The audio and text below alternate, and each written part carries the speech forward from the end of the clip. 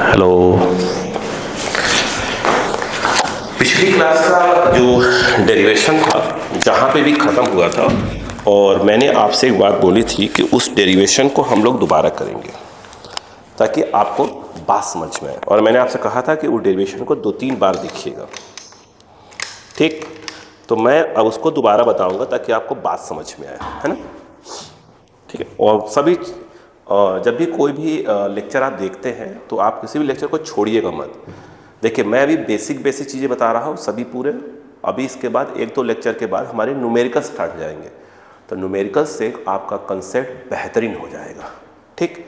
But इसके numericals वाले lecture start होने के पहले आपके पिछले पूरे आपको करीब करीब कंसेप्ट याद होने चाहिए या आने चाहिए, सीधी सी बात बोलूँ तो। देखो, हमने पिछली क्लास में बोला था कि हमें इंटेंसिटी ऑफ इलेक्ट्रिक फील्ड निकालनी है due to linear charge distribution, due to linear charge distribution. जैसे यहाँ पर क्या है, चार्ज जो है अगर एक लाइन के ऊपर क्या है डिस्ट्रीब्यूट है, ठीक है। लाइन मतलब एक वायर, बहुत ही पतला वायर है, उस पर चार्ज क्या है इस प्रकार से डिस्ट्रीब्यूट है, और इसकी लेंथ कितनी है, एल है, ठीक है। एल आराम समझिए, कोई दिक्कत नहीं है ना। अब उसके बाद इस पर जो चार्ज है, कुल चार्ज कितने हैं, प्लस क्यू है। हमसे बोला गया है कि भाई साहब इस पी पॉइंट पर आप इंटेंसिटी ऑफ इलेक्ट्रिक फील्ड निकालो।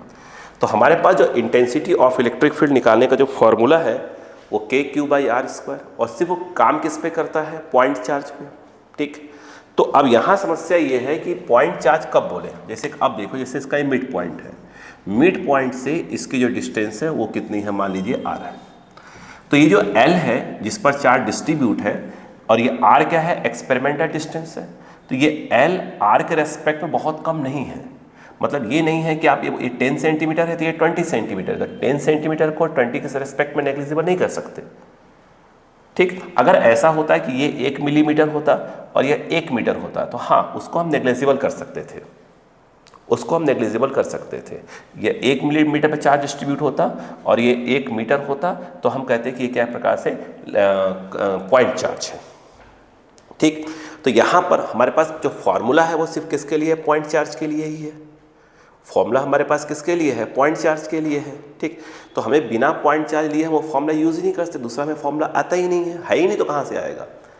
अब तो इसीलिए मैंने कहा था कि जब इसमें ऐसे क्वेश्चन करे आते हैं, देखिए स्टेप देखिए, पहले सबसे पहले स्टेप 1 में, मैं दोबारा बता रहा हूँ याद रखिएगा, सबसे पहले आपको मालूम होना चाहिए कि भाई साहब ये लीनियर चार्ज डेंसिटी क्या होती है। ध्यान रखिएगा, लीनियर चार्ज डेंसिटी, इसको क्या बोलते हैं, लैम्डा। लैम्डा म्यू को भी सिंबल ले लो, अपना लैम्डा फिलहाल ले रहे हैं। तो ये जो लैम्डा होता है ये होता क्या है, ये होता है total mass, total charge upon total length. जैसे कहने मतलब ये देखिए, जैसे कि L लेंथ है तो L लेंथ पे चार्ज कितना है, Q है, तो 1 लेंथ पे चार्ज कितना हो जाएगा, Q/L। इसी को हम लोग बोलते हैं लैम्डा, जिसको बोलते हैं लीनियर चार्ज डेंसिटी या चार्ज पर यूनिट लेंथ बोला जाता है, यानी 1 लेंथ पे चार्ज, ठीक। अब इसके बाद हमारा जो दूसरा स्टेप है वो देखिए क्या होना चाहिए। दूसरा स्टेप हम लोग क्या करते हैं कि हमको एक लाइन एलिमेंट कट करना पड़ता है। तो लाइन एलिमेंट मतलब क्या हुआ, छोटी सी लेंथ। देखिए जैसे ये है, इस पर चार्ज डिस्ट्रीब्यूट है, चार्ज यहाँ से लेकर यहाँ तक डिस्ट्रीब्यूट है, जिसमें से कोई भी एक लेंथ छोटी सी कट कर लीजिए। आप पहला मत कट करना, आखिरी मत कट करना, क्योंकि पहले और आखिरी से डिसाइड होता है लिमिट्स। कल ही फंस रहे थे ना आप लोग, ठीक है ना। तो पहले और आखिरी से क्या डिसाइड होता है, लिमिट्स। तो आप पहले और आखिरी को छोड़ के कहीं पर भी ले लीजिए। जैसे आपने यहाँ पे ले लिया, और ये जो है आपका पी पॉइंट है, ध्यान दीजिएगा। तो यहाँ पर आप देखें, यहाँ से इस चीज़ को आपने क्या बोल दिया, इसको x बोल दिया, और जहाँ पे इसे क्या बोल दिया आपने, dx बोल दिया। इस पर जो चार्ज डिस्ट्रीब्यूट है इसको हम क्या बोल सकते हैं, dq बोल सकते हैं। छोटा चार्ज डिस्ट्रीब्यूट है जिस पर चार्ज dq बोल देते हैं, ठीक है। अब हमने क्या बोला, ये क्या चीज़ होता है, 1 लेंथ पे चार्ज को लैम्डा, उसी को क्या बोलते हैं, लीनियर चार्ज डेंसिटी बोलते हैं, ठीक। तो 1 लेंथ पे चार्ज लैम्डा, तो 2 लेंथ पे चार्ज 2 लैम्डा, 3 लेंथ पे चार्ज 3 लैम्डा, तो dx लेंथ पे चार्ज कितना हो जाएगा, dx लैम्डा। और dx लेंथ पे जो चार्ज है उसी को आपने dq बोल के रखा है, तो यहाँ पर जो dq आ जाएगा वो लैम्डा इंटू dx आ जाएगा। क्लियर है। और चाहे तो लैम्डा की वैल्यू अपन Q/L रख सकते हैं, कोई दिक्कत वाली बात नहीं है। अब मैं ये कह रहा था कि देखिए ये जो चार्ज डिस्ट्रीब्यूट है कौन, dq, वो इस छोटी सी लेंथ पे डिस्ट्रीब्यूट है, और यहाँ पर एक पॉइंट है, और इसकी यहाँ पर ये कितना x है। अब नोटिस करिए ये जो dq चार्ज जहाँ पे डिस्ट्रीब्यूट है उसकी लेंथ कितनी है dx मतलब क्या होता है, बहुत छोटी लेंथ। तो ये जो चार्ज डिस्ट्रीब्यूट है उसकी dx लेंथ पे बहुत कम है x की रेस्पेक्ट में। यहाँ पर x क्या है, एक्सपेरिमेंटल डिस्टेंस है, प्रायोगिक दूरी बताया था ना। तो इसलिए हम कहेंगे कि ये जो चार्ज है वो क्या कहलाएगा, पॉइंट चार्ज कहलाएगा। यानी कहने का मतलब ये है कि आपको क्या मिल गया, आपको एक पॉइंट चार्ज मिल गया और उस पॉइंट चार्ज से P पॉइंट मिल गया जहाँ पर आपको इंटेंसिटी ऑफ इलेक्ट्रिक फील्ड निकालनी है। तो अब यहाँ पर आप पॉइंट चार्ज वाला जो फॉर्मूला है इंटेंसिटी ऑफ इलेक्ट्रिक फील्ड का, आप उसके बारे में सोच सकते हैं। अब ये प्लस है तो प्लस है तो ऐसा आ जाएगा, ये जो है आपका क्या हो जाएगा डी ई क्यों लगाया, ई क्यों नहीं लिखा, देखिए छोटे से के कारण है तो हमने वहाँ क्या लिख दिया, डी ई लिख दिया। तो डी ई क्या है, intensity of electric field at point P due to charge D Q. ठीक है, आवेश डी क्यू के कारण बिंदु पी पर वैद्युत क्षेत्र की तीव्रता, जिसको आप डी ई बोल रहे हैं। फॉर्मूला क्या हो गया वहाँ, के क्यू बाई आर स्क्वायर। तो क्यू के नाम पर डी क्यू और आर के नाम पर क्या आ जाएगा, एक्स स्क्वायर। ठीक है, अब देखिए फिर क्या बताया था कल, ध्यान दीजिए, जिस चीज़ के साथ डी लगा होता, मैंने कहा था वो तो वेरिएबल होता ही होता है, बोला था ना कल। ठीक, अब यहाँ पर डी के साथ क्यू है मतलब ये तो चीज़ वेरिएबल हो गई, और एक्स वेरिएबल है। एक्स वेरिएबल क्यों है, क्योंकि यदि आप एलिमेंट जैसे यहाँ लिया तो ये डी एक्स कहलाएगा। हमने कहा था कि पहले और आखिरी के बीच में कहीं भी ले लो, किसी बच्चे ने यहाँ लिया तो उसके लिए एक्स अलग हो जाएगा। तो आप भाई यहाँ से लेकर यहाँ तक कहीं भी ले, आप यहाँ लीजिए तो ये एक्स कहलाएगा, यहाँ लेंगे तो ये एक्स कहलाएगा। यानी हर बच्चे के लिए एक्स क्या हो रहा है, अलग अलग हो रहा है। ठीक है, इसलिए एक्स क्या है, वेरिएबल है। और लेफ्ट हैंड साइड में डी के साथ ये मतलब एक वेरिएबल हो गया। तो पहला काम तो ये होता है कि आप इसके आगे बढ़े, ठीक है, इंटीग्रेशन करेंगे। क्यों करेंगे मैं बता रहा हूँ, पहले वो तो बाद में सोचेंगे भी, है ना। उसके पहले आपके माइंड में ये आना चाहिए कि लेफ्ट और राइट में एक एक वेरिएबल होना चाहिए, तो हम इंटीग्रेशन के बारे में सोचेंगे। ठीक है, करेंगे नहीं करेंगे बात की बात, बस सोचेंगे। तो यहाँ पर लेफ्ट में अगर देखें तो डी के साथ ई है, मतलब एक वेरिएबल है, कोई दिक्कत वाली बात नहीं। अब आइए राइट हैंड साइड में, राइट हैंड साइड में डी के साथ क्यू है, मतलब एक वेरिएबल ये हो गया, और एक एक्स भी वेरिएबल है, क्योंकि आप डी क्यू कहीं भी ले सकते हैं। डी क्यू यहाँ लेंगे तो एक्स अलग हो जाएगा, डी क्यू यहाँ लेंगे तो एक्स अलग हो जाएगा। तो यानी एक प्रकार से एक्स भी क्या हो रहा है, हर बच्चे के लिए अलग अलग हो रहा है, मतलब एक्स भी वेरिएबल है। तो अब यहाँ पर आप इंटीग्रेशन नहीं कर सकते, यहाँ पर ठीक है, समाकलन नहीं कर सकते। आपको करना क्या पड़ेगा, सबसे पहले आपको दो राइट हैंड साइड में जो दो वेरिएबल्स है उसको करना पड़ेगा, एक वेरिएबल बनाना पड़ेगा।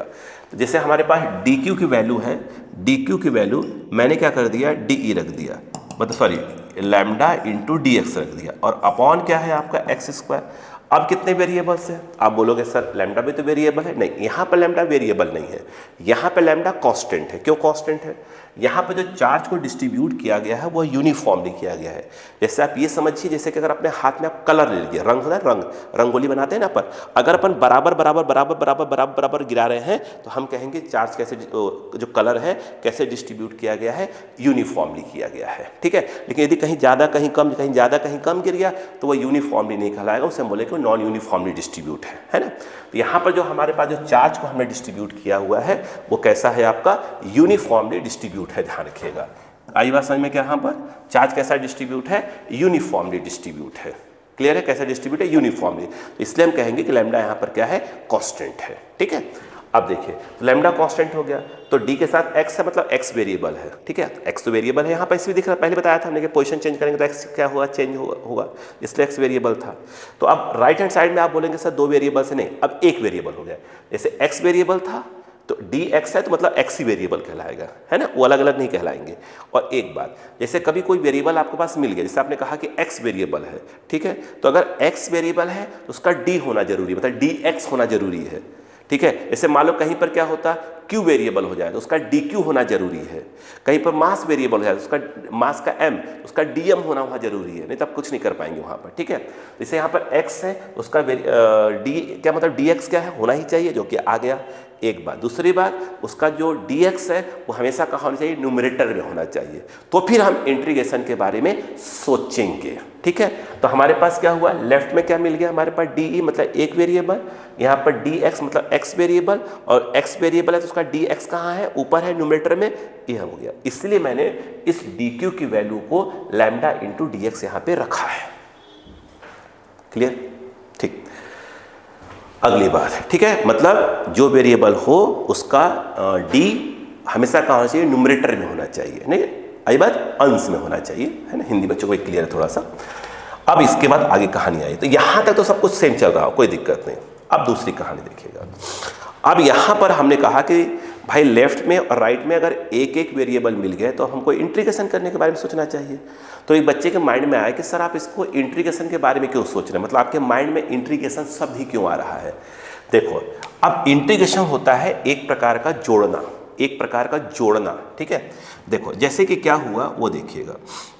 जैसे यहाँ पर जब P पॉइंट था तो आपने क्या किया भाई, आपने यहाँ से लेकर यहाँ तक छोटी छोटी लेंथ काट कर लिया, dx dx dx dx dx, उस पर जो चार्ज है उसको आपने क्या बोल दिया है, dq बोल दिया है।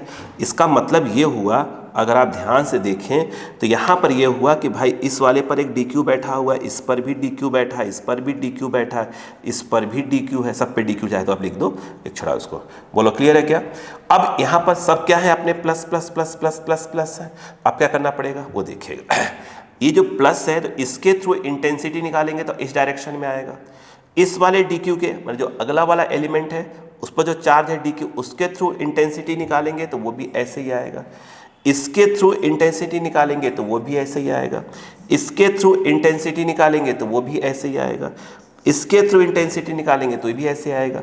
मतलब जो बाकी जितने भी एलिमेंट्स हैं सभी के थ्रू जो P पॉइंट पर इंटेंसिटी आ रही है वो एक लाइन पे आ रही है। ये नहीं जरूरी है कि सबके डायरेक्शन सेम हो, ठीक है, बस ये देखा करो एक लाइन पे आ रही है कि नहीं आ रही है। ध्यान दो, अब देख रहे हैं एक ही लाइन पे सब आ रही हैं, एक ही लाइन पे सब आ रही हैं। इसका मतलब ये हुआ कि हम यहाँ पर इंटीग्रेशन के बारे में सोच सकते हैं।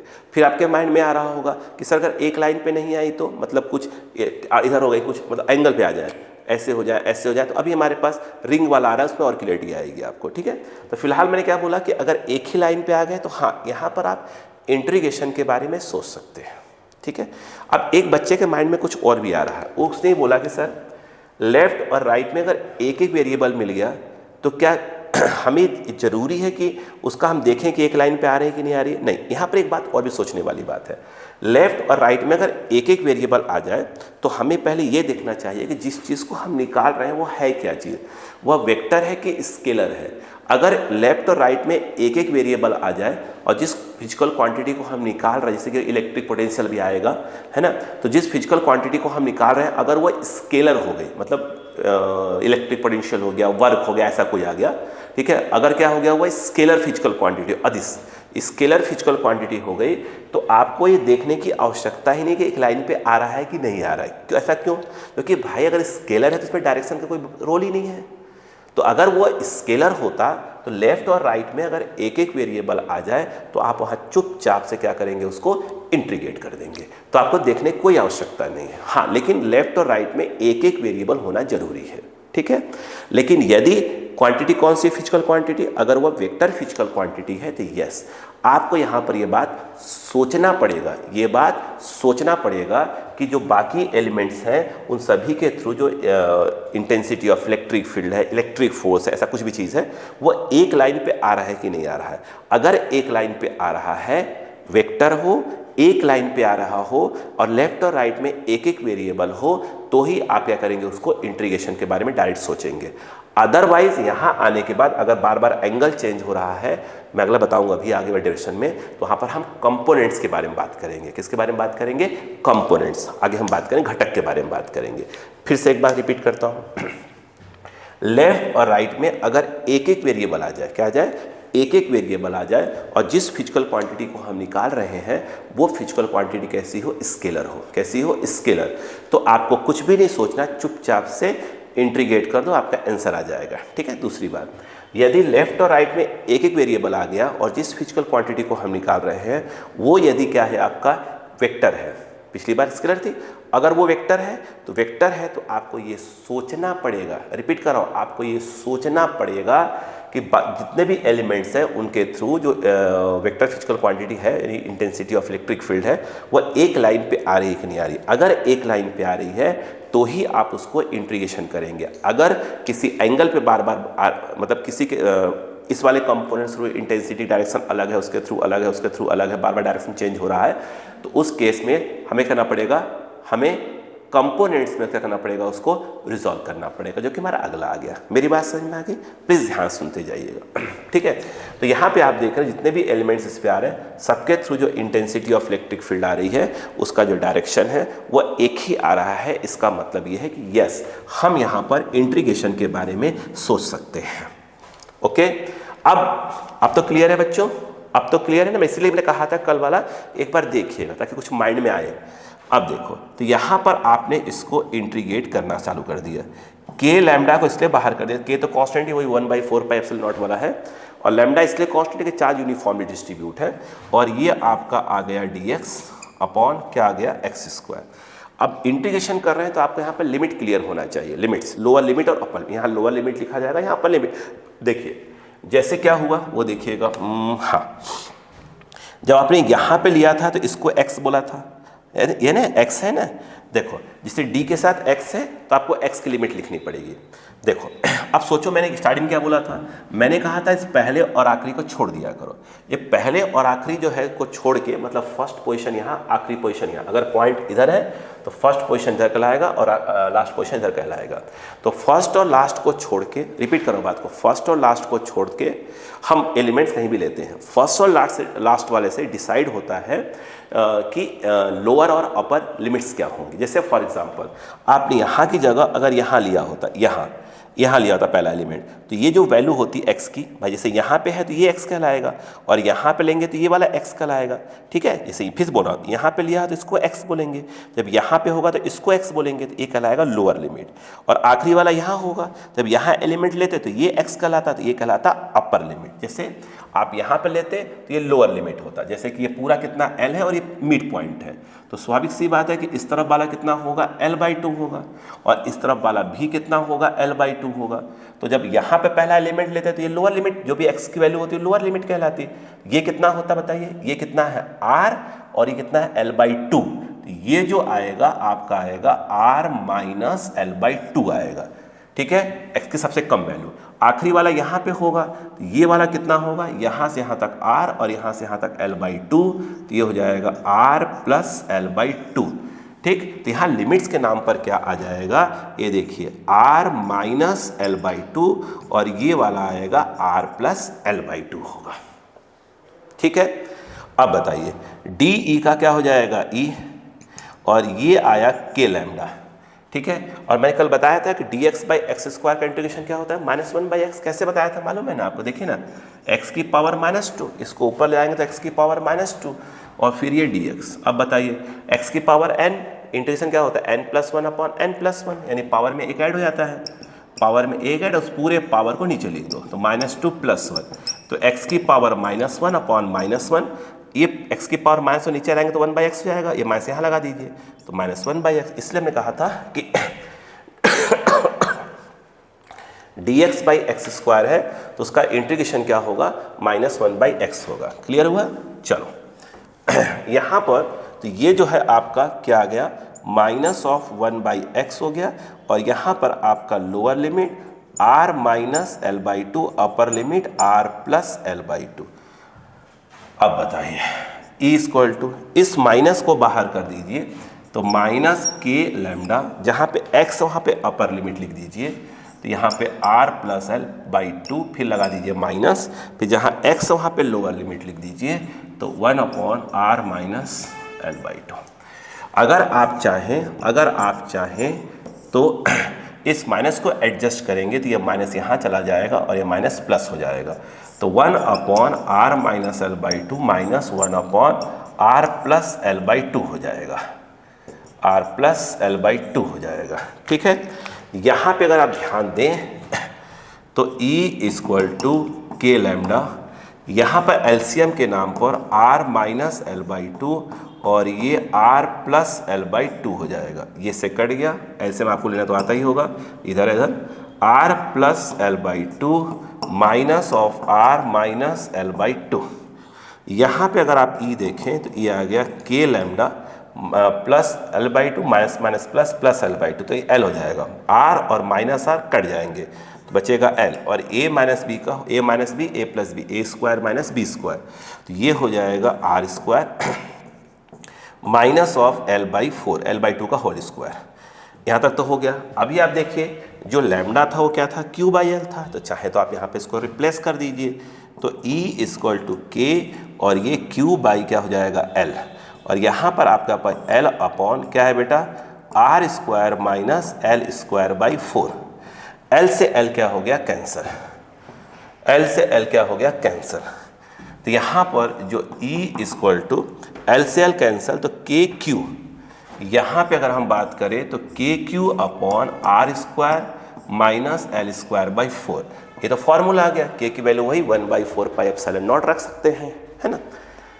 अब बताइए क्या होगा, फिर वही बात, यहाँ तो फॉर्मूला आ गया, फिर देखिए क्या हुआ, मैंने यहाँ पे एग्जाम्पल दिया था, मैं वहाँ से फिर से यहाँ एग्जाम्पल देता हूँ। जैसे मुझे एक बात बताइए, क्या इस बात को आप मानते हैं कि 0.5 की वैल्यू 5 से बहुत कम होती है?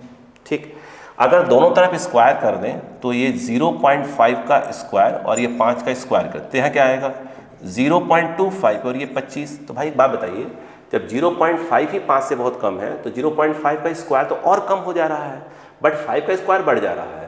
तो देखा जाए तो यहाँ पर 2-3 बार लेस लगा दीजिए, यानी ये कह सकते हैं कि अगर 25 में से 0.525 माइनस करें, 0.25 माइनस करें, तब भी वो क्या होगा, करीब करीब 25 ही आएगा। फॉर एग्जाम्पल कहने मतलब क्या है कि यदि ऐसा हो जाए कि जो L है वो लेस लेस R हो जाए, मतलब क्या हुआ, मतलब ये चार्ज जहाँ पे डिस्ट्रीब्यूट है, जो उसकी लेंथ है वो एक्सपेरिमेंटल डिस्टेंस के रेस्पेक्ट में बहुत कम हो जाए।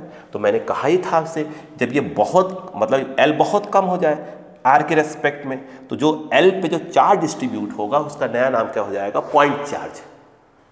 क्लियर है? तो यहाँ पर वही कहने का मतलब है कि अगर L की वैल्यू लेस लेस क्या हो जाए, R हो जाए, इसका मतलब ये है कि अब जो है आपका जो लेंथ है वो अब से हम चार्ज ना बोलकर हम सिंपल भाषा में करना चाहिए, पॉइंट चार्ज बोलना चाहिए। तो अब बताओ क्या होगा, यही वाला कंसेप्ट लगाना पड़ेगा कि भाई 0.5 5 से बहुत कम है, तो 0.5 का जो स्क्वायर होगा तो और कम हो जाएगा। तो यहाँ पर वही बात हो गई कि अगर मैं देखो, एक तो स्क्वायर कर दो और बाई 4 लगा दो, देखोगे तो एल स्क्वायर बाई 4 वो तो बहुत कम हो जाएगा यार आर स्क्वायर से, सही बात है ना। तो अब इस कंडीशन में अगर R square minus L square by 4 करें तो करीब करीब वो आर स्क्वायर ही आएगा। जैसे यहाँ पर 25 में से 0.25 माइनस करेंगे तो वो 25 ही करीब करीब आएगा, करीब करीब बोला मैंने, है ना। यहाँ पर तो और करीब की बात हो रही है। तो R square minus L square by 4 करीब करीब क्या आ जाएगा, आर स्क्वायर। तो यहाँ पर देखिए E इक्वल टू के क्यू, और यहाँ पर आप लिख सकते हैं सिंपली आर स्क्वायर। और आपको याद होगा ये intensity of electric field due two point charge था। बोलो क्या अब समझ में आया? अब समझ में आया? अगर आपको समझ में आ जाता है तो उस जगह पर कमेंट कर दिया करिए कि सर इस लेक्चर का ये वाला इस यहाँ से लेकर यहाँ तक इतने सेकंड से लेकर इतने सेकंड तक समझ में आ गया।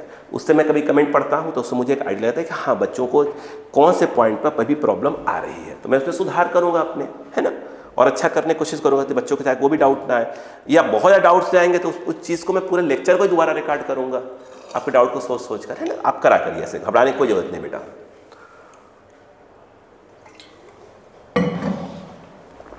इसे 1 मिनट के लिए पहले देख लीजिए, ठीक है।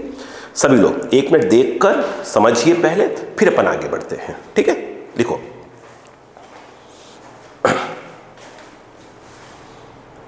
जल्द लिखिएगा।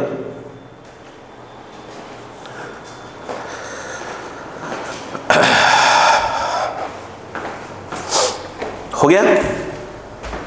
देखिए अब यहीं पर अगर हम नेक्स्ट पॉइंट की बात करें, नेक्स्ट पॉइंट की अगर हम बात करें तो यहां पर क्या हुआ था वो देखिए। जैसे यहां पर हमने आर यहां से लिया था, अगर मैं आर यहां से लेता तो ये सभी पूरे सेम होते हैं, बस यहां पर लिमिट का फर्क आता, बाकी कोई फर्क नहीं आता। देखिए जैसे फॉर एग्जांपल यदि आपने क्वेश्चन में ऐसे देखा कि भाई ये आपका क्या दिया है, ऐसे चार्ज डिस्ट्रीब्यूट था, यहाँ पे प्लस क्यू था, इसकी लेंथ एल थी और ये पी पॉइंट है, और उसने आर जो है यहाँ से लेके रखा है, तो कोई बात नहीं, इसमें जो लोअर लिमिट होता है वो आर होता है, क्योंकि पहला एलिमेंट तो यहीं पे लेते हैं तो एक्स ये कहलाता है, तो आर होता। आखिरी एलिमेंट यहाँ लेते हैं तो लिमिट क्या होती है, आर प्लस एल, तो upper limit R plus L, बाकी पूरा प्रोसेस सेम होता, सिर्फ लिमिट का फर्क आता। तो हाँ आंसर का जो आता है यार ये वाला जो आया है उसका सिर्फ फॉर्मेट चेंज होता, ठीक है। क्लियर है? Please copy. चलो अब यहां पर एक तो हो गया,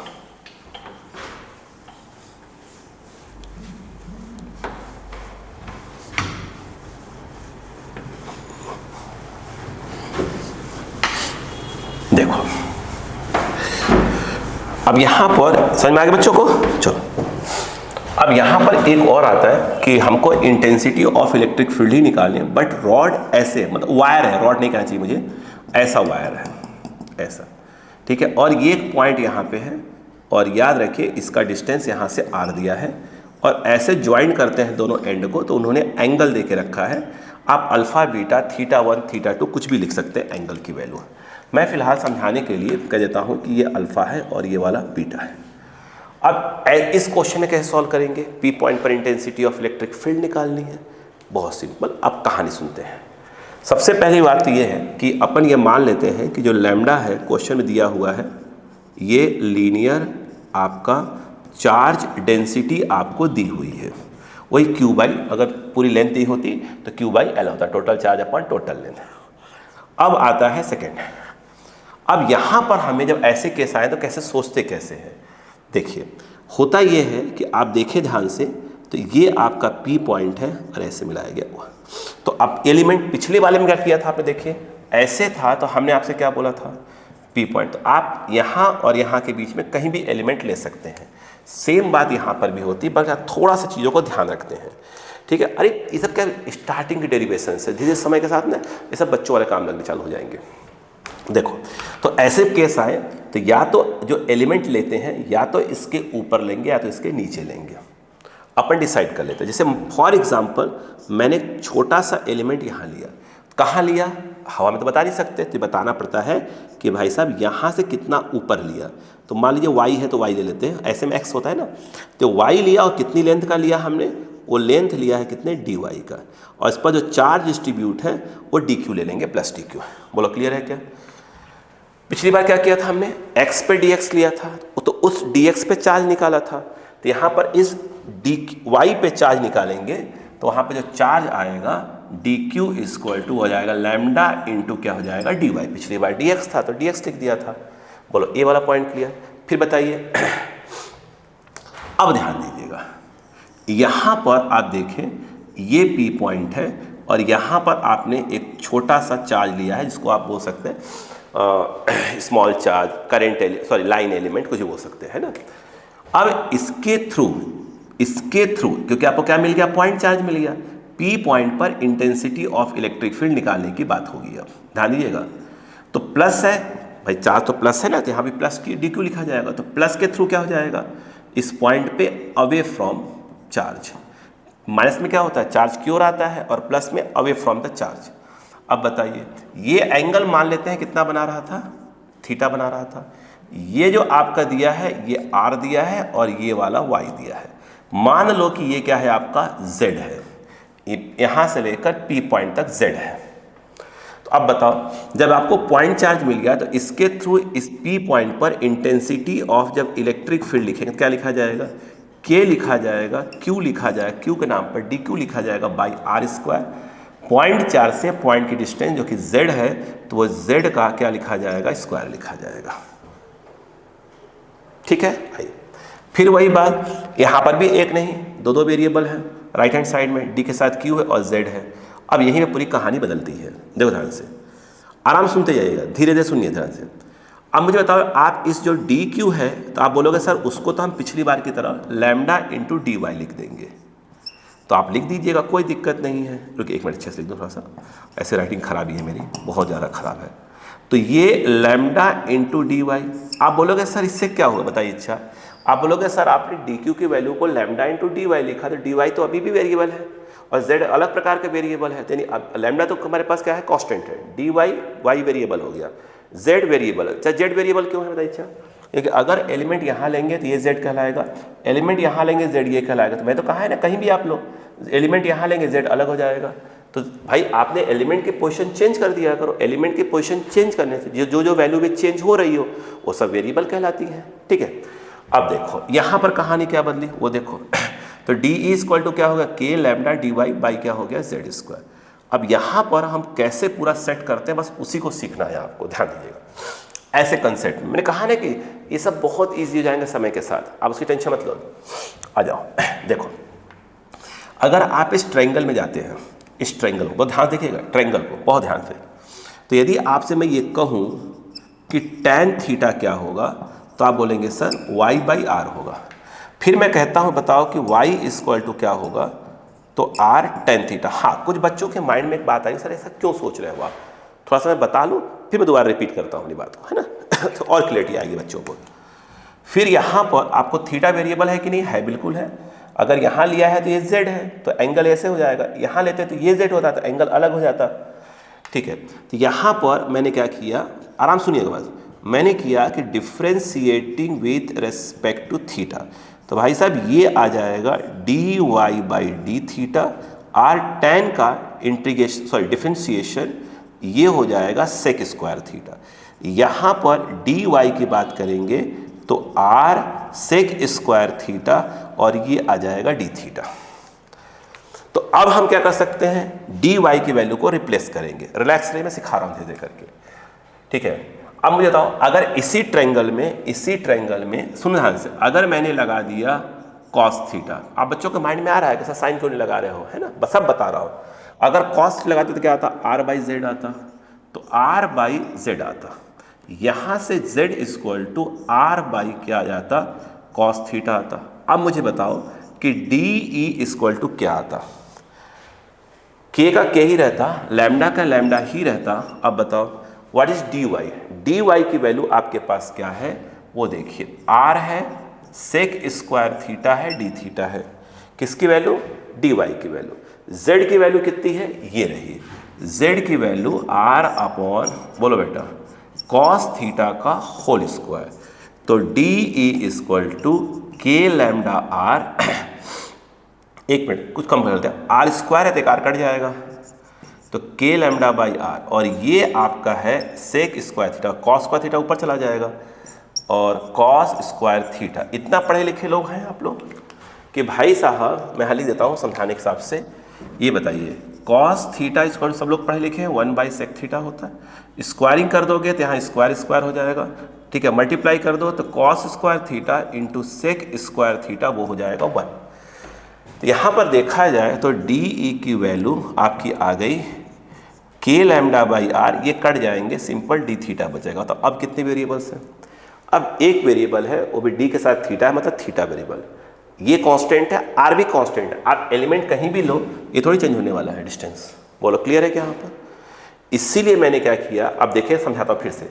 मैंने यहाँ पर tan थीटा क्यों लिया, tan थीटा इसलिए लिया कि मुझे dy को हटाना था, तो मुझे, ठीक है, तो y और r तो कांस्टेंट है, और सब मैं किस में ले जा रहा था, एंगल के फॉर्म में। ठीक है, अब यहाँ सुन लो पहले, यहाँ पर तरीका ये है कि भाई देखो जो दो वेरिएबल है, d के साथ y है और z है, तो या तो आप क्या करो, dy को z में कन्वर्ट करो, मतलब y को z में कन्वर्ट करो, या z को y में कन्वर्ट करो, या y को और z को एक नए जो है वेरिएबल में कन्वर्ट करो।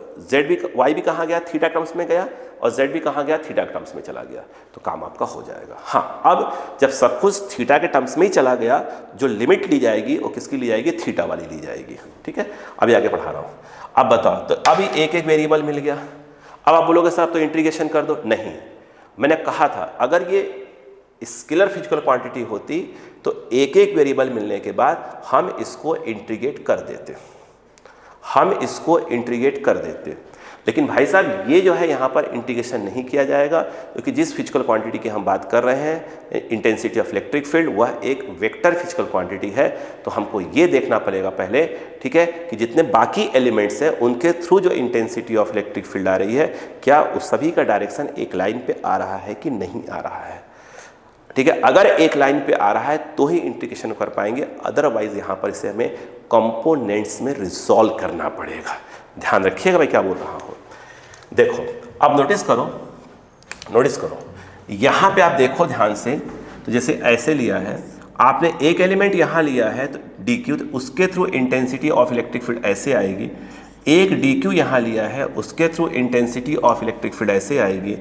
एक dq यहाँ लिया, उसके through intensity of electric field ऐसे आएगी। अब तो कहीं भी ले सकते थे, जितने भी dq आप देख रहे हैं उनके थ्रू जो intensity of electric field p point पे आ रही है, उसकी डायरेक्शन बार बार क्या हो रही है, चेंज हो रही है।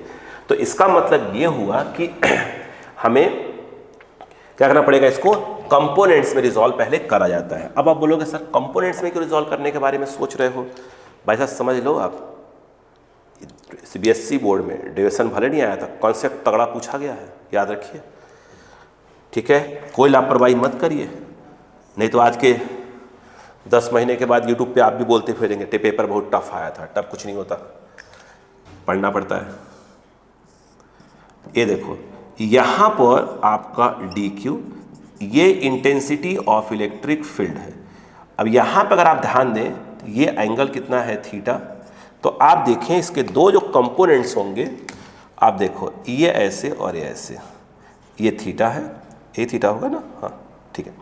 ये जो है आपका देखा जाए ये DE cos थीटा और ये वाला क्या आ रहा है DE sin थीटा आ रहा है, ठीक है। इसको अपन नाम देते हैं DE1, इस वाले को नाम दे देते हैं, चलिए DE2 दे देते हैं। क्लियर है क्या? अब बोलो सर आपने कंपोनेंट्स सोचा क्यों, वो देखिए। जैसे क्या हुआ कि एक यहाँ पे आया, इसके थ्रू इंटेंसिटी ऐसे आई, इसके दो कंपोनेंट्स हो गए ऐसे और ऐसे। यहाँ जो आया उसके थ्रू इंटेंसिटी ऐसे आई, उसके दो कंपोनेंट्स हो गए, एक ऐसे और एक ऐसे।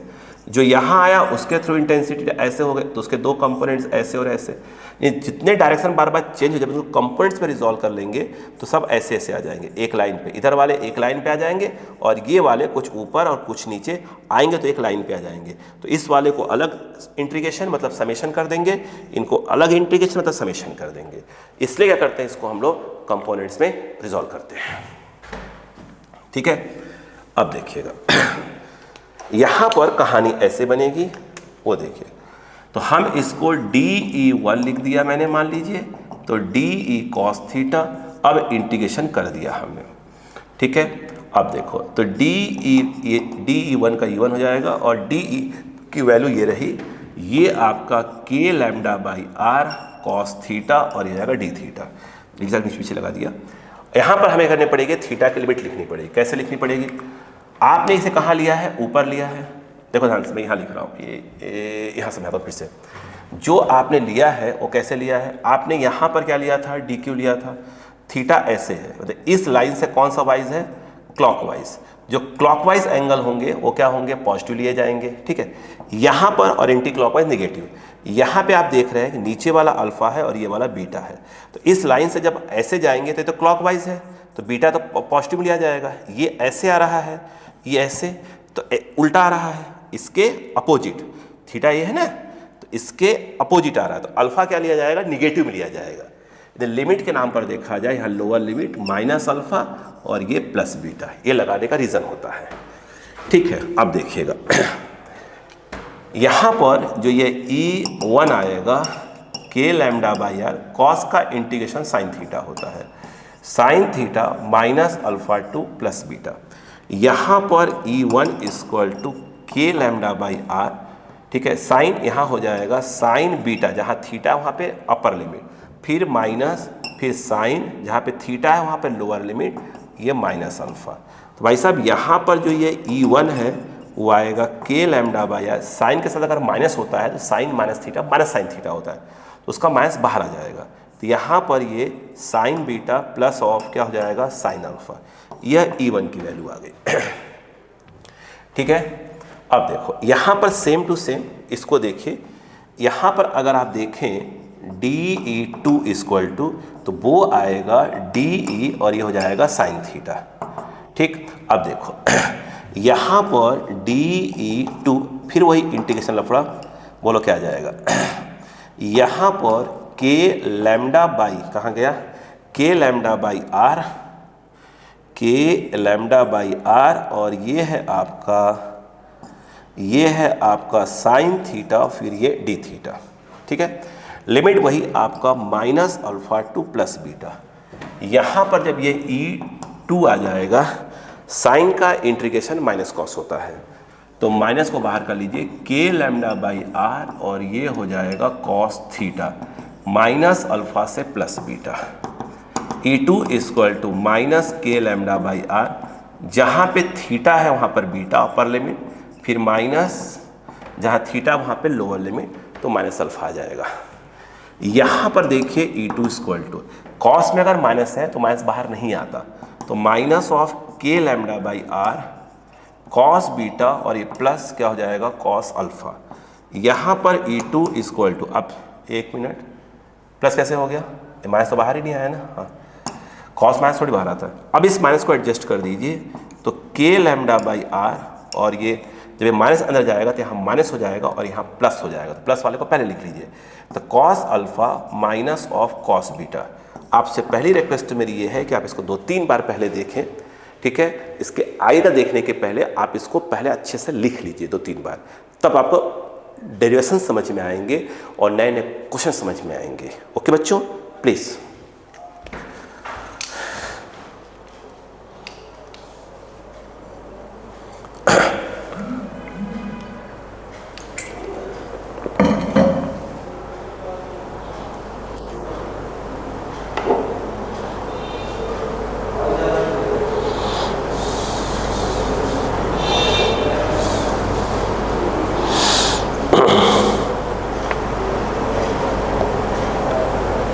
ठीक है, हो गया? जल्दी देखिए।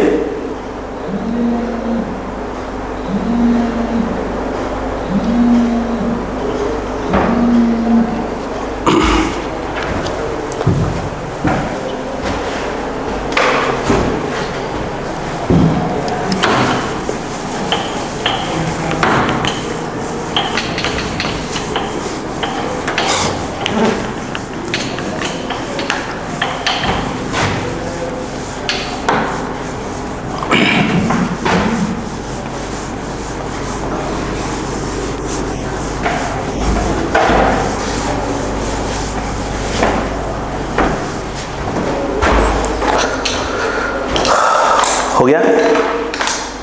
ठीक। तो अब जो है समझ में आया सबको? ठीक। अच्छा, इसका जो डेरिवेशंस है, मैंने कहा था कि रटने की आवश्यकता नहीं है, इसको समझ लीजिए। कोई डेरिवेशन देखिए, अगर हम बात करें सीबीएसई बोर्ड के अंदर ये वाला डेरिवेशन नहीं पूछा जाता, बट डेरिवेशन कहाँ पूछ रहे हैं वो लोग? पिछले 2 साल से डेरिवेशन तो पूछ ही नहीं रहे हैं। जनरली क्या पूछ रहे हैं वो? डेरिवेशन कॉन्सेप्ट, न्यूमेरिकल्स, ऐसे है तो क्या होगा, वैसे है तो क्या होगा, ये सब पूछ रहे हैं। इसे डेरिवेशंस को समझिए अच्छे से। अच्छा, इसमें ये था, इससे पीछे कंसेप्ट ये था, ताकि आपको जो थोड़ा सा हैवी वाले न्यूमेरिकल्स आए तो समझ में आए। ठीक है? हाँ, आइए। मेरे कहने मतलब ये है कि अब जो हमने डेरिवेशन पढ़ा, ये देखिए यार, यहाँ पर एक पॉइंट आया, ये ऐसे मिलाया, इसको इससे मिलाया, इसको इससे मिलाया, ये अल्फ़ा था और ये बीटा था और ये पी पर। आपने देखा था कि मैंने कहा कि यह आपका E1 आ गया था और इस तरफ मैंने कहा था कि ये वाला आपका E2 आ गया था। ठीक है? मेरे हिसाब से जो E1 आया था वो k लैम्डा बाई आर, और ये आया था sine alpha plus sine beta, और जो E2 आया था k lambda by R cos alpha minus of cos beta. अब थोड़ी सी इसको हमको डिटेल्स में समझनी चाहिए, कुछ पॉइंट्स को देखो। अब इन्होंने 2-3 केस, मैंने कहा ना रटना नहीं है, बस फॉर्मूला दिमाग में बैठा लीजिए बस। देखो, अब सोचिए, अच्छा फॉर्मूला याद रहेगा? ठीक। अब उन्होंने बोला कि जो वायर है वो वेरी लॉन्ग है। मैं फिर बोल रहा हूँ, वायर का वेरी लॉन्ग होना मतलब क्या होता? बहुत बड़ा वायर नहीं। ये जो मेरे हाथ में से मार्कर देख रहे हैं ना, ये जो मार्कर, ये भी वेरी लॉन्ग है। वेरी लॉन्ग का मतलब फिजिक्स में ये होता है कि वायर के जो पॉइंट है वो बहुत ही पास आ जाए, बहुत पास में हो। ये समझिए, जैसे कि आप ये समझिए कि कुछ कुतुब मीनार है, कुतुब मीनार के सामने आप खड़े हो जाए और यूँ देखें, पास में जाकर बिल्कुल यूँ देखें। ठीक है? तो वहाँ पर हम कहेंगे क्या है, वो वेरी लॉन्ग शब्द यूज़ करते हैं। अब देखिए, यहाँ समझिए, यहाँ बात समझिए पहले। जैसे अगर आप देखें ध्यान से, जैसे ये वाला है, ये अब देखिए ये आ गया, तो ये एक एंगल हो जाएगा। अब यही सोचिए कि वायर तो उतनी बड़ा मैंने लिया, बट इस पॉइंट को और पास कर दिया, यहाँ पे कर दिया। अब बताओ ये एंगल क्या हो जाएगा? अब ये एंगल करीब करीब क्या हो जाएगा? 90 डिग्री हो जाएगा। करीब करीब क्या हो जाएगा? 90 डिग्री हो जाएगा। सही बात है क्या? यहाँ पर देखिए ना, जैसे यहाँ पे है तो ये है, ये देखिए, ये तो ये कोई एंगल हो जाएगा। अब पॉइंट और पास में आ जाए तो ये एंगल जो होगा, ये वाला एंगल, अब यहाँ देखिए करीब करीब क्या दिख रहा है ना, ये ऐसे और ऐसे दिख रहा है, करीब करीब क्या हो जाएगा? 90 डिग्री हो जाएगा। तो इस कंडीशन में क्या बोलते हैं? Very long. तो वेरी लॉन्ग मतलब नहीं कि वायर बहुत लंबा है, मतलब वो एक्चुअल में जो पॉइंट है उस वायर के बहुत पास में आ गया है। ठीक है ना? कहने मतलब ये है। तो यहाँ पर एक क्वेश्चन आता है, बहुत बेसिक क्वेश्चन पूछते हैं, वो कहेंगे कि जो वायर है वो वेरी लॉन्ग है, तो इसका मतलब क्या हुआ, इसका मतलब ये है, दो केस में इंपॉर्टेंट हमारे लिए है ना, ठीक है। बाकी तो फॉर्मूला रखिएगा। बोलूँ, देखो बोला भाई साहब, वेरी लॉन्ग बोला मतलब ये है कि ये वायर है, पॉइंट बहुत पास में आ गया। अब सोचिए पॉइंट बहुत पास में आ जाएगा तो ये जो अल्फा एंगल बीटा एंगल दोनों करीब करीब 90 डिग्री हो जाएंगे। तो उस केस में ऐसे लिखा जाएगा, alpha approx, alpha tends to 90 degree मतलब π/2 और बीटा भी टेंस टू 90 डिग्री मतलब π/2 हो जाएगा।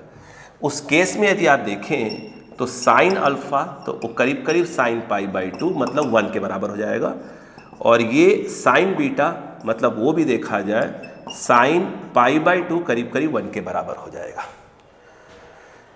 यहां पे यदि आप देखें ध्यान से E1 इक्वल टू, यहां पर देखिए plus k λ/r, sine alpha ये भी 1, साइन बीटा ये भी 1, तो 1 + 1 2, तो यानी ये जो E1 है यह 2k λ/r के बराबर हो जाएगा। ठीक है, आगे सुनिएगा। अगर यहाँ पे देखें E2 इक्वल टू, अगर आप देखें तो k λ/r, ये 1 - 1, या ऐसा बोलें कि 1 - 1 क्यों बोलेंगे भाई साहब, cos π/2 0, cos π/2 0, तो 0 - 0 0, यानी E2 इक्वल टू क्या आ गया, 0 आ गया। यानी अगर वायर वेरी लॉन्ग है तो intensity of electric field direction सिर्फ ये वाली होती है। यहाँ भी कंसेप्ट है, चर्चा कर रहा हूँ अभी, ठीक है। तो यानी अगर वायर वेरी लॉन्ग है तो ऐसे बनाया जाएगा, ऐसे करके बनाया जाएगा, है ना, ऐसे, ठीक है। और ये P पॉइंट है, ये डिस्टेंस R दिया है, तो ये ऐसे आएगा E1, क्योंकि ये वाले ये जो E2 तो आ ही नहीं रहा है, ऐसे में तो E2 0 हो गया। यहाँ लॉजिक है, ध्यान रखिएगा, भले 0 दिख रहा है अभी आपको, मगर क्यों हो रहा है वो बताऊंगा अभी। E2 जो है आपका 0 हो जा रहा है, इसका मतलब क्या हुआ कि इसके थ्रू जो इंटेंसिटी ऑफ इलेक्ट्रिक फील्ड है वो सिर्फ ऐसे आएगी, और वो आएगी 2k λ/r। कोशिश करिएगा दिमाग में बैठा रहे, बाकी मैं बैठा लूँगा धीरे करके।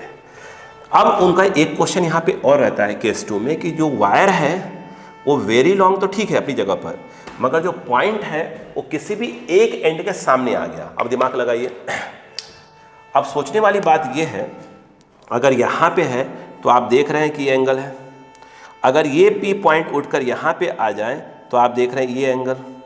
अब सोचने वाली बात ये है कि अगर पॉइंट जो है उठकर यहाँ चला आए, सोचिए यहाँ था तो ये एंगल था, ठीक है, और यहाँ पर आ गया तो आप देख रहे हैं एंगल और कम हो गया, और बिल्कुल इसी के अगर सामने ही आ जाए तो ये वाला एंगल क्या हो जाएगा, करीब करीब क्या हो जाएगा, 0 हो जाएगा। ये समझ में आया? देखिए जैसे ये है, ये देखिए ये एंगल है, अब ये वाला पॉइंट उठकर यहाँ चला है, हमें सामने लाना है, इसके बिल्कुल सामने लाना है, यहाँ चला आ जाए तो अब देखिए ये वाला, ये जो एंगल है ये और कम हो गया, और सामने आ गया तो एंगल करीब करीब क्या हो जाएगा, दब जाएगा, तो क्या हो जाएगा, 0 हो जाएगा। इसलिए कहा जाता है कि जब कोई पॉइंट किसी एंड के सामने आ गया, किसी एंड के सामने आ गया तो वहाँ पर एंगल क्या हो जाएगा, 0 हो जाएगा। तो यहाँ पर बात वही है, उन्होंने इसे बोलते सेमी इनफाइनाइट वायर, मतलब ये है, देखो जैसे ये दे दिया उन्होंने, है ना, और ये P पॉइंट है और एंड के सामने आ गया। अब बताओ क्या होगा, ठीक है। अब यहाँ पर एक एंगल 0 होगा, दूसरा एंगल 90, क्योंकि यहाँ पर वेरी लॉन्ग है। वेरी लॉन्ग मतलब ये हो गया कि वायर एंड के सामने तो है बट एंड के बिल्कुल पास में है, मतलब एंड के सामने तो है बट एंड के बिल्कुल पास में है, ऐसे, ठीक है, क्लियर है, ठीक। तो इस केस में क्या होगा, अच्छा एक बात और भी, बच्चा एक बोलेगा सर आपने E2 तो ऐसे लिया हुआ था, इसकी मीनिंग समझते रहिए पहले, है ना। देखो यहाँ पर यदि ऐसे ये डायग्राम अगर ऐसे होता, समझिएगा, ये ऐसे, ये ऐसे, और पॉइंट जो है इस वाले एंड के सामने होता, इस वाले एंड के सामने, ये बोलो क्लियर है क्या यहाँ पर। अब देखिएगा, अब आप सोचिए कि ये क्या है, प्लस है, तो प्लस के थ्रू इंटेंसिटी कैसे होती, ऐसे। इसका मतलब ये है कि इस समय जो E2 वाला आएगा वो नीचे आएगा और E1 वाला इस तरफ जाएगा, वो तो E1 इस तरफ जाएगा ही जाएगा। माइनस होता तो ऐसे उल्टा होता, इसमें देखो ये प्लस है तो प्लस के थ्रू P पॉइंट पर इंटेंसिटी ऐसे होगी, मतलब इस वाले केस में E2 हो जाएगा ऊपर और E1 आ जाएगा इधर, इतना ही फर्क होगा। अब देखो यहाँ पर इस केस में एक एंगल आ जाएगा 0, ठीक है। अब मैं देखो कौन 0 आ रहा है, बस एक 0 बोल दो, ठीक है। और जो दूसरा एंगल है वो π/2 हो जाएगा, तो अपन कह सकते हैं कि बीटा जो है करीब π/2 हो जाएगा। अब वैल्यू डाल दीजिए, तो यहाँ पर जब E1 कभी से कोई लफड़ा आया करे ना कि ऊपर होगा कि नीचे होगा, तो मॉड में लिखा करो, खत्म बात। जैसे E1 क्या आ गया, k λ/r, यहाँ पर देखिएगा sine zero sine pi by two 1 हो जाएगा। तो मतलब कुल मिला जुला क्या हो जाएगा, साइन 0 0 हो जाएगा और साइन पाई बाई टू 1 हो जाएगा। तो E1 की वैल्यू कितनी आ जाएगी, के लैम्डा बाई आर आ जाएगी। देखिए ना, के लैम्डा बाई आर, यहाँ साइन 0 1 0 0 हो जाएगा, साइन पाई बाई टू 1, तो 0 + 1 1 बचेगा, तो के लैम्डा बाई आर बचेगा। उसी प्रकार से अगर आप देखें E2 इक्वल टू, ये देखिए यहाँ पर वही एक cos 0 1 हो जाएगा, cos पाई बाई टू कितना हो जाएगा 0, है ना। तो क्या बचेगा, तो ए हो जाएगा के लैम्डा बाई आर, ए भी आ जाएगा। देखिए ना, 0 1 हो गया cos 0 और पाई बाई टू कितना हो गया आपका, cos पाई बाई टू कितना हो गया 0 हो गया। सही तो बोल रहा हूँ मैं, है ना, गलत तो नहीं बोल रहा हूँ ना। ठीक है, अब बताओ। अच्छा कई बच्चे बोलेगा सर अगर ये उल्टा होता तो आप बोलते सर माइनस में आएगा, नहीं माइनस में नहीं आएगा। मतलब ये है कि इसका अपोजिट होता है, इसलिए मैंने पहले कहा अगर प्लस है तो E2 ऐसे दिखेगा और ऐसे प्लस है तो इसके थ्रू इंटेंसिटी यूं जाएगी, मतलब E2 ऊपर होगा। तो आपको प्लस माइनस लफड़ा होने के कन्फ्यूजन नहीं होना चाहिए। आप पहले देखो तो कि E1 और E2 सेम आ रहा है कि नहीं आ रहा है, आ रहा है। इसका मतलब ये है कि जो यहाँ पर जो रिजल्टेंट पास होगा वो यहाँ से पास होगा E नेट, और दोनों सेम है। तो आपको मालूम होना चाहिए जब दो वेक्टर सेम होते हैं तो सेम वैल्यू हो तो रिजल्टेंट कहाँ से पास होता है, वो एंगल कितना होता है 45 डिग्री होता है। क्लियर है क्या। यहाँ पर ये जो एंगल बना रहा होगा इसका थीटा बोल दिया जाए तो 45 डिग्री हो जाएगा। सेम यहाँ पर भी जो ये ई नेट है वो यहाँ पे कितना डिग्री हो जाएगा 45 डिग्री। सवाल है कि ई होगा कितना, तो वो आपका आ जाएगा अंडर रूट ऑफ क्या जाएगा E1 स्क्वायर प्लस ऑफ क्या हो जाएगा आपका E2 स्क्वायर हो जाएगा। तो E इक्वल टू, इसको रख दीजिए वैल्यूज और डाल दीजिए, सॉल्व हो जाएगा। बोलिए क्या आ जाएगा, तो ये जो आपका आ जाएगा के लैम्डा बाई आर का होल स्क्वायर और ये वाला भी के लैम्डा बाई आर का होल स्क्वायर। सॉल्व करेंगे तो E equal to under root 2 और बाहर आ जाएगा के लैम्डा बाई आर। कोशिश करिएगा याद रहे। ओके ठीक है, प्लीज़ इसको आप अच्छे से रिवाइज कर लीजिए एक बार, फिर अपन बात करते हैं अगले कंसेप्ट के अंदर आते हैं। ठीक है, प्लीज़ रिवाइज करिए, प्लीज़। ठीक है, रिवाइज करिए।